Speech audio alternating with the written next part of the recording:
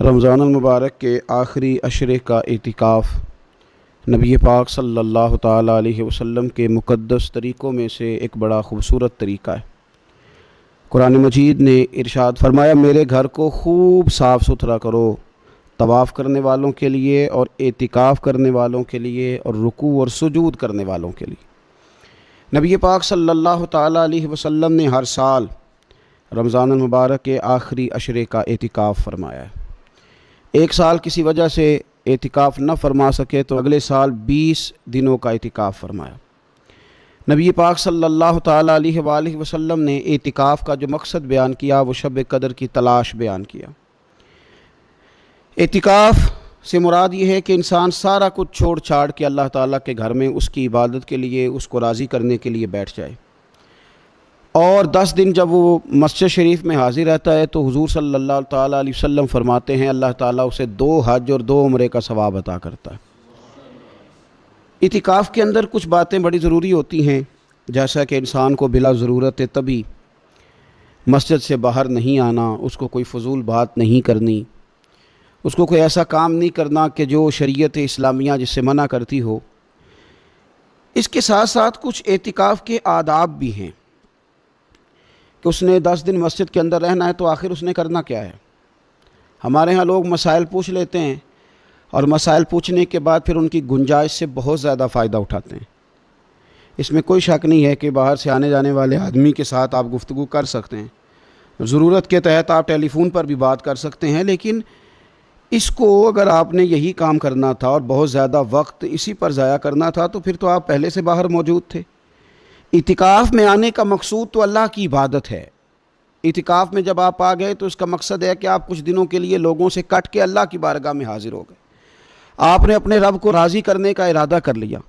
تو اعتکاف میں ایک تو شوق سے آئیں۔ ہمارے علماء نے لکھا ہے کہ زندگی میں ایک بار تو اعتکاف کاری لینا چاہیے، اس پر توجہ ہو ہی جانی چاہیے۔ وقت ملنا تو زندگی میں پراپر طریقے سے تو بڑا مشکل ہوتا ہے، لیکن وقت نکال کے اعتکاف میں ایک دفعہ تو زندگی میں آ ہی جانا چاہیے، اور کسی کو ہر سال موقع مل جائے تو پھر تو کیا ہی بات۔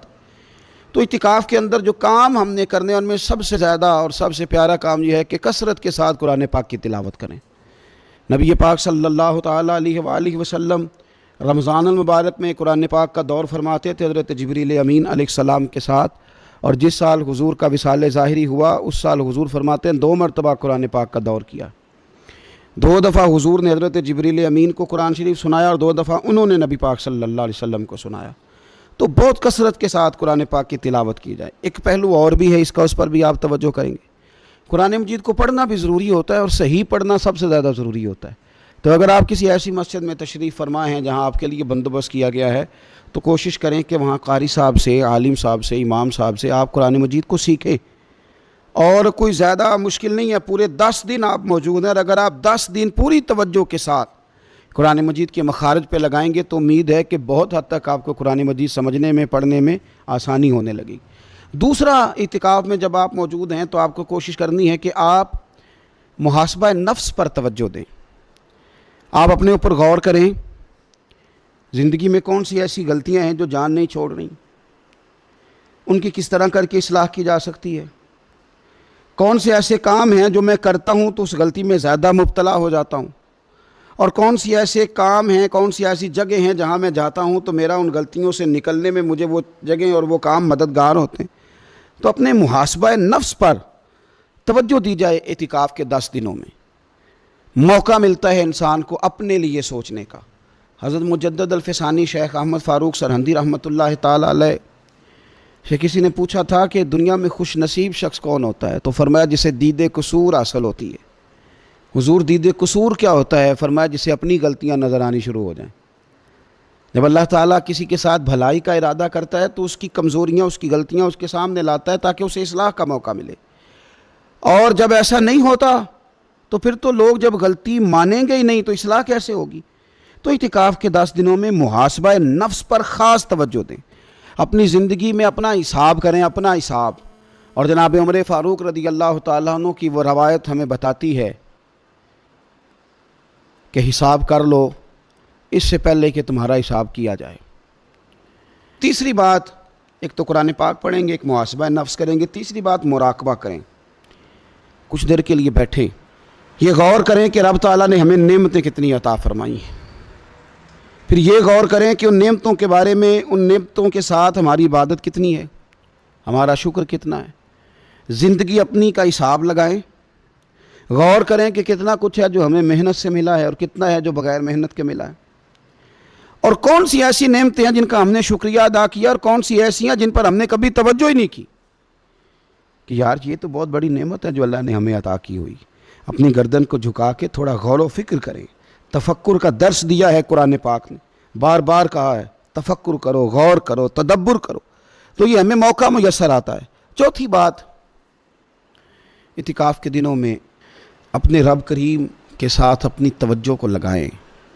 قرآن حکیم نے جو کہا نا کہ رب کی عبادت اس طرح کرو کہ تمہیں نا یقین حاصل ہو جائے، کھل کر اس کی بارگاہ میں سجدے کریں، دعائیں مانگیں۔ ہمارے صوفیہ فرماتے ہیں کہ ایک وقت آتا ہے کہ انسان کو خود اطمینان قلبی نصیب ہو جاتا ہے، اسے محسوس ہوتا ہے کہ واقعی میرا رب مجھ سے راضی ہے، اسے محسوس ہونے لگتا ہے کہ میں اپنے مالک کے قریب چلا گیا ہوں۔ وہ اس کثرت سے نفل پڑھتا ہے، اس ذوق کے ساتھ وہ اس کی بارگاہ میں دعائیں کرتا ہے، اس شوق کے ساتھ وہ تلاوت کرتا ہے، خود محسوس کرنے لگتا ہے کہ اب میرا دل لگنے لگ گیا ہے، اب میں دعا مانگتا ہوں تو مجھے لگتا ہے کہ قبولیت میری دعاؤں کے قریب آنے لگی ہے۔ اللہ نے ہمیں یہ موقع دیا ہے کہ ہم خوب اس پر توجہ کریں۔ پانچویں بات اعتکاف والوں کی خدمت میں یہ عرض کرنی ہے کہ پورے 10 دن ہمارے پاس موجود ہوں گے اور ہم نے مسجد میں ہونا ہے، تو کیوں نہ ایسا کریں کہ از اول تا آخر، صبح سے شام تک ہم ہر وہی کام اسی طریقے سے کرنے کی کوشش کریں جو طریقہ ہمیں رسول پاک نے عطا فرمایا۔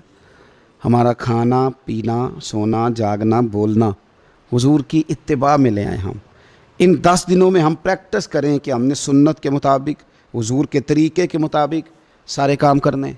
آپ اگر یہ ارادہ کریں گے تو پتہ ہے مدینے والے محبوب علیہ السلام نے فرمایا جس نے میری ایک سنت کو زندہ کیا گئے گزرے دور میں رب اسے 100 شہیدوں کا ثواب عطا فرمائے گا۔ تو اتنا اعزاز ہے۔ تو ان 10 دنوں میں ہونا بھی مسجد میں ہے، ہونا بھی باوضو ہے، تو کیوں نہ سارے کام سیکھا جائے، پڑھا جائے اس سے پہلے کہ کھانا کس طرح کھانا سنت ہے، اور کس طرح بیٹھ کے کھانا سنت ہے، اور پھر کس طرح کر کے گفتگو کرنا حضور علیہ السلام کا مقدس طریقہ تھا، وہ کس طرح سے پھول جھڑتے تھے جن سے لوگ فیض حاصل کرتے تھے۔ تو اعتکاف میں اپنی مصروفیات کو ان 5 کاموں میں لگائیں۔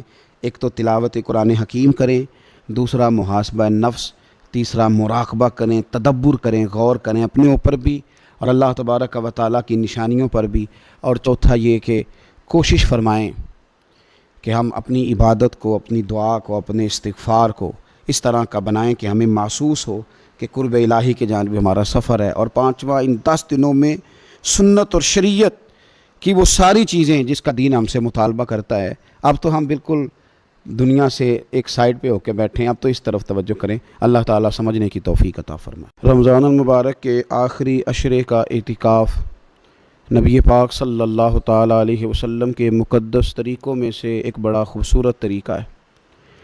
قرآن مجید نے ارشاد فرمایا میرے گھر کو خوب صاف ستھرا کرو، طواف کرنے والوں کے لیے اور اعتکاف کرنے والوں کے لیے اور رکوع اور سجود کرنے والوں کے لیے۔